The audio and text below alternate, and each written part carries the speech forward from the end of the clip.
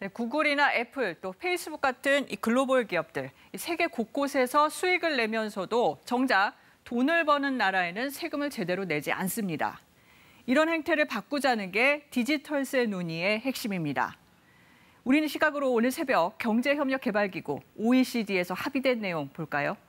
연간 매출 27조 원이 넘는 기업이 특정 국가에서 10%를 넘는 이익을 거두면 초과이익의 20에서 30%를 그 나라가 세금으로 거둘 수 있게 만든 겁니다.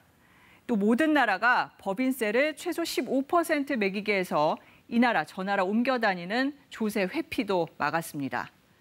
이 국내에 물리적인 사업장이 없는 기업에도 세금을 물릴 수 있게 되고 동시에 우리 기업 몇몇도 미국 같은 다른 나라에 세금을 나눠내야 하는 상황이 되는 건데요. 자세한 내용 박예원 기자가 전해드립니다.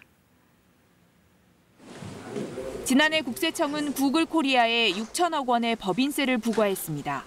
구글코리아는 조세심판원에 불복 절차를 제기했습니다. 부과 근거가 되는 고정사업장, 즉 서버가 있는 곳이 한국이 아니란 논리를 들었습니다. 하지만 이번 국제 합의안대로 디지털세가 결정되면 상황이 달라집니다. 구글과 페이스북 같은 회사가 매출을 올리는 국가에도 법인세를 일부 내야 하기 때문입니다. 반면 지난해 10조 원 가까운 법인세를 낸 삼성전자는 다른 나라의 세금을 나눠내야 합니다. 세계적으로 영향을 받을 100개 정도의 기업 중 국내에선 삼성전자와 SK하이닉스가 포함될 가능성이 큽니다. 정부가 한두 개 기업이 세수를 배분하고 나머지 98개, 99개 기업으로부터 세수를 받는 구조라고 설명하는 이유입니다.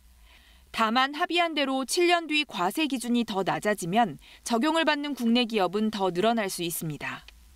IT 기업 쪽에서 시작이 된 건데 이게 이제 제조업 쪽으로 넘어오면서 우리나라 기업, 대기업들도 이제 포함될 가능성이 생긴 거고요. 적용이 되기 시작하면 앞으로 사실 범위가 더 확대될 가능성도 있기 때문에 법인세율 하한선 15% 도입 영향은 제한적일 것으로 보입니다.